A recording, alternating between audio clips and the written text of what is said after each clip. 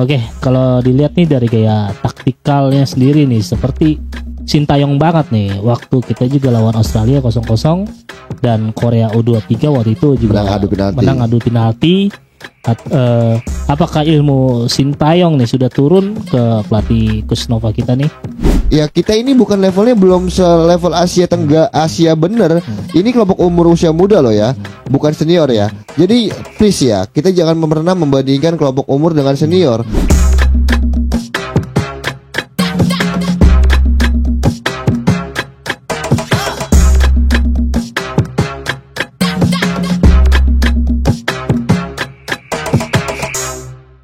Lagi-lagi ngomongin sepak bola hanya di Raden History.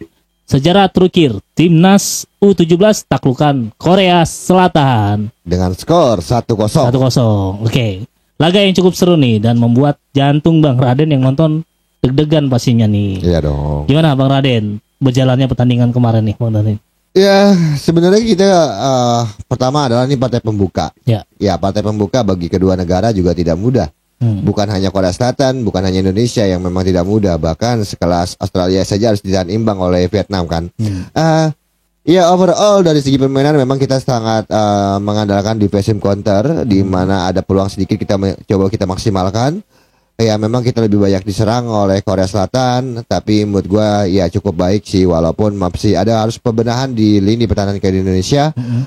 Setidaknya dengan hasil ini kita sambut meriah dulu, untuk kita berikan apresiasi dulu untuk anak-anak U17 kita karena memberikan sesuatu yang cukup baik lah sehabis lebaran. Iya.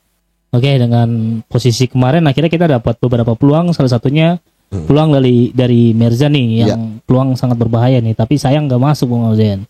Terus gimana nih Bang Raden melihat peluang tersebut Bang Raden? Ya memang itu peluang yang sangat mungkin kalau bisa dikatakan ya 90% harus gol ya, karena sudah 1-1 lawan kiper sendirian.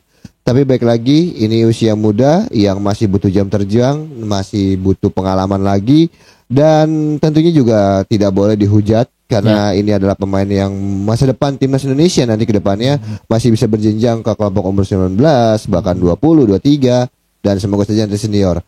Ya memang itu peluang yang sangat krusial, tapi gua rasa harus ada perbaikan nanti ke depan melawan Yaman. Kita membutuhkan kemenangan lagi untuk memastikan lolos. Tinggal bagaimana untuk lebih tenang lagi dalam Mirza mencoba mencari celah atau memanfaatkan peluang sekecil apapun. Jangan kita membuang-buang peluang, karena di Piala Asia ini tidak ada yang mudah, walaupun kita akan berhadapan dengan Yaman dengan Afghanistan. Jadi intinya adalah lebih tenang lagi ke depannya.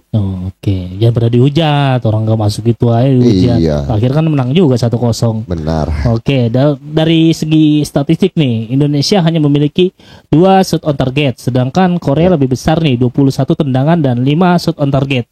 Apakah perlu nih pertahanan diperbaiki nih Bang Raden? Kalau kita bicara pertahanan ya pastinya perlu evaluasi, juga harus ada. Ya namanya juga pertandingan sepak bola, pastinya setelah pertandingan pasti Coach Nova akan berevaluasi.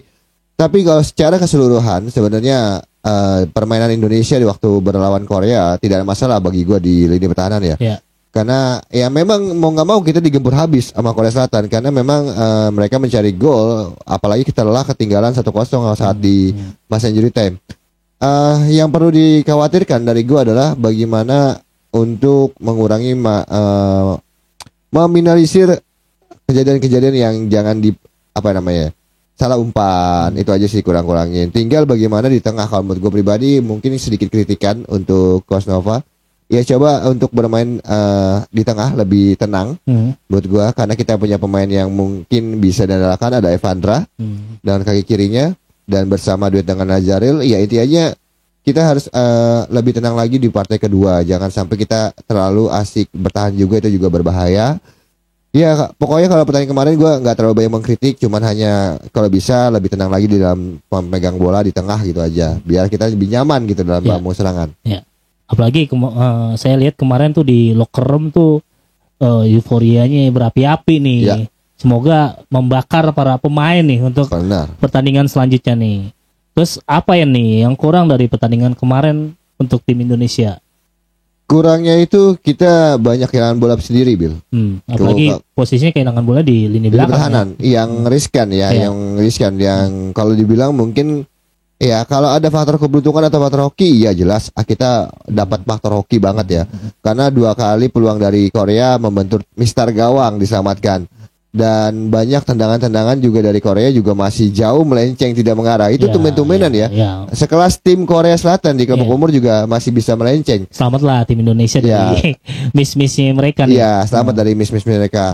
Ya berarti kan memang ada pertahanan yang perlu diperbaiki lagi untuk ke depan di laga lawan Yaman. Intinya coba diminimalisir peluang susut dari luar kotak penalti dan peluang umpan terobosan dari sayap kiri kanannya dari kemarin kita juga banyak umpan-umpan dari Korea dari kanan kiri yang lolos dan untungnya masih ada Putu Panji, Mati Baker dan Al Ghazani yang masih bisa menghalau bola serta penampilan Dava Fasya yang cemerlang menurut gua sih ya. Dava Fasya. Ya, karena menggagalkan save 3 save itu tidak mudah menghadapi tim Korea Selatan. Oke, kalau dilihat nih dari gaya taktikalnya sendiri nih seperti Sintayong banget nih. Waktu kita juga lawan Australia 0-0 dan Korea U23 waktu itu juga menang adu penalti. Apakah ilmu Sintayong nih sudah turun ke pelatih Kusnova kita nih? Pastinya kalau menurut gue ada sedikit ilmu yang diambil oleh Kusnova ya. Tapi overall kalau dari permainan ya memang kita hampir deja vu sih kalau gue ya Bil. Benar tadi kalau kata lu bilang bahwa pertandingan ini sama dengan Australia dengan Korea Selatan waktu U23. Ya makanya gue melihat ini pertandingan deja vu banget dengan pertandingan tersebut. Tapi ya nggak ada salahnya kalau memang hasilnya kita dapat poin atau menang. Ya alhamdulillah sebenarnya.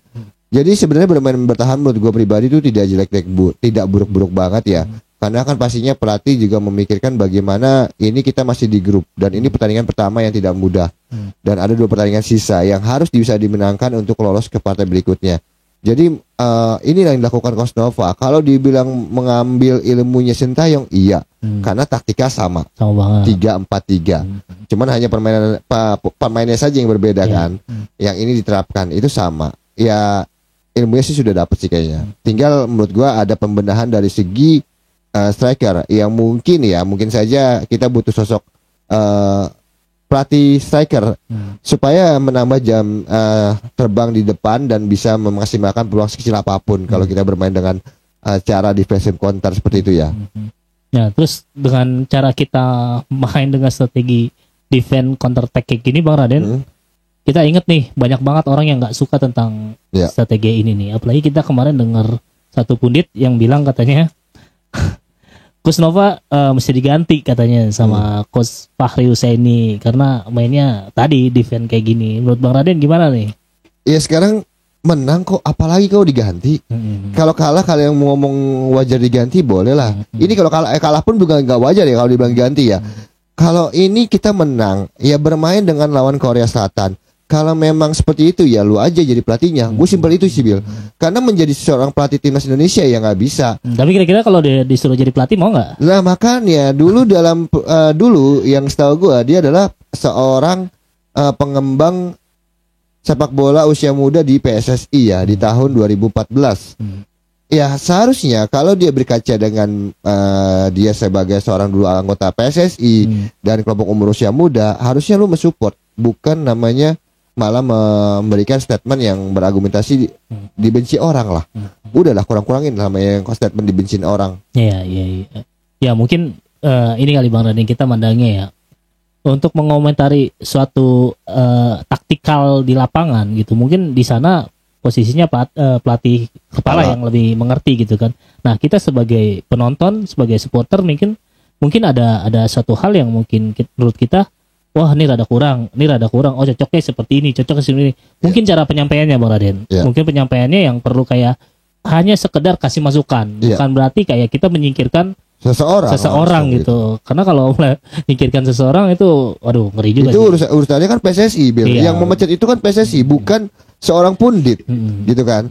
Dan kalau misal pun hasilnya kita buruk pun, lawan kita juga bukan kaleng-kaleng gitu. Ya kita ini bukan levelnya belum selevel Asia bener.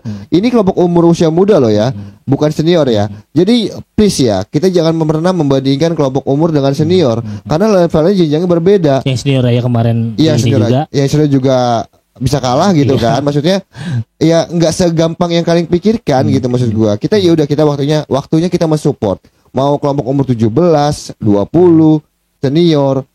Iya kalau kritikan kalian boleh mengkritik ya, tapi secara wajar lah. Yang maksudnya kritikan yang memang kalau tadi gue bilang, ya kalau bisa bermain di lapangan tengah lebih coba dikuasai lapangan tengah gitu kan. Maksudnya jangan sampai kita terlalu asik diserang terus sama lawan. Kalau ada sosok seperti Evan Dimas di era dulu ya kan. Kalau ini kan mungkin Evandra, ya mungkin Evandra bisa menambah jam terbangnya dengan cara dia pelan-pelan kayak bisa dibangun dengan bagian belakang di pertahanan. Itu aja sih sebenarnya. Oke, terus terakhir nih, peluang untuk lolos kita ke fase berikutnya akan seperti apa nih, Bang Raden? Peluangnya besar sekali lolos, Bill. Oke. Karena kita hanya tinggal membutuhkan satu kemenangan. Dikarenakan yang masuk itu adalah juara grup sama runner up grup. Nah kita sudah mendapatkan 3 poin. Satu kemenangan lagi membuat Indonesia memastikan untuk lolos. Terhitung dari hasil mungkin kita menang lawan Yaman atau Afghanistan. Ya syukur-syukur kita bisa meraih kemenangan clean sheet ya, 3 kali kemenangan. Karena kita akan berduel dengan head to head dengan Korea Selatan. Karena Korea Selatan saat ini kan kalah nih. Kalau kita kalah sekali pasti head to head dengan dia. Tinggal menentukan siapa yang juara grupnya. Tapi overall kita punya peluang sekitar 80% bagi gue untuk lolos ke putaran final Piala Dunia. Oke. Terus ngomongin nanti berikutnya bertanding melawan Yaman nih. Salah satu tim yang kita tahu Timur Tengah postur tubuhnya nih tinggi-tinggi nih. Dan gaya bermain cepatnya juga kelihatan banget Bang Raden. Apakah kira-kira antisipasinya dari Coach Nova nih? Apa masih tetap formasi defense atau cara mengakali pemain-pemain mereka yang postur tubuhnya lebih tinggi? Gua rasa nggak akan bermain full defense seperti melawan Korea ya. Iya. Karena menurut gua ketika kita melawan Yaman mungkin ada perbedaan permainan walaupun memang dia postur tubuh tinggi-tinggi tapi kita masih punya kecepatan di sana yang menjadi keuntungan kita. Tinggal bagaimana yang penting umpan-umpan dari tengahnya tidak miss ya atau mungkin tidak jauh kepada pemain yang diminta. Ya, tinggal bagaimana tadi gue bilang tadi, gue melihat faktor lawan Korea Selatan kali ini kita akan menghadapi Yaman. Ya kita harus berani main di lapangan tengah. Kalau kemarin kita main mungkin megang bola di bagian tengah tapi bagian belakang yang megang bola orang-orang belakang gitu. Maksudnya Matthew Baker, Putu Panji dengan Al Ghazali. Nah tinggal bagaimana Evandra ini bisa menyesuaikan, melihat juga pergerakan seperti Alberto di depan, terus juga ada Mirja, terus mungkin ada Jabi Goli atau Fandi Ahmad nanti bergantian. Nah, bagaimana kecepatan Fandi Ahmad dengan Jabi Goli bisa dimaksimalkan di situ. Kalau biasanya pemain dengan tinggi susah untuk diajak berlari, Bil, ya kan? Tapi kita juga jangan terlalu banyak bermain dengan umpan-umpan crossing yang membuat kita kehilangan bola sendiri melawan Yaman nanti. Jadi intinya kita bagaimana untuk memaksimalkan peluang kita dengan kecepatan untuk melawan Arab Saudi. Bola sesi intinya di situ ya. Sama jangan terlalu banyak tadi main bola-bola lambung ya. Iya, jangan terlalu banyak main bola lambung dan intinya ya kalau kita bicara kita sudah lawan Korea dengan postur tubuh juga tinggi-tinggi. Kita juga bisa membuktikan bahwa kualitas kita semakin meningkat. Ya semoga saja nanti dengan di locker room kemarin juga euforia tinggi, pasti pemain juga semangatnya tinggi. Insya Allah kita menang lagi. Oke, Raden. Ya semoga ya nanti next untuk pertandingan melawan Yaman kita bisa meraih 3 poin lagi dan permainan kita juga semakin kompak. Jangan lagi banyak kesalahan kayak kemarin ya. Kemarin tuh masih banyak di bagian belakang yang mungkin panik atau gimana gitu.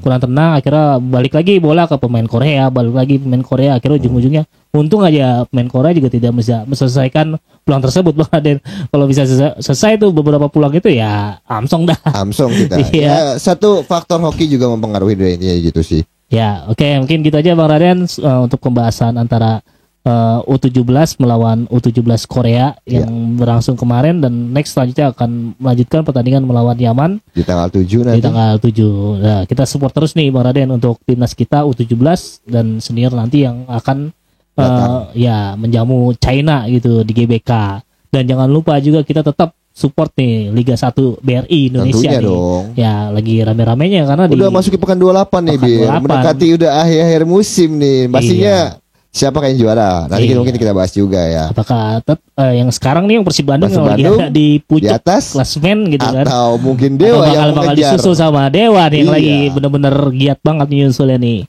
Dan jangan lupa pada kalian para penonton Raden History yang mau masuk di sini di Gigi Studio kita, boleh hubungin DM Bang Raden History, baik kita mau ngebahas timnas atau mau ngebahas klub-klub Liga 1 BRI. Kalian para supporter Liga 1 Dan jangan lupa juga kalau ada yang mau nih masukin produk ke podcast kita, boleh silakan mungkin aja. Mungkin bisa dipajang di sini kan? Boleh, ntar kita pakai baju misalkan. Baju, wah pengen buat baju gitu. Gitu apa-apa gitu. Dan kurang lebihnya minta maaf.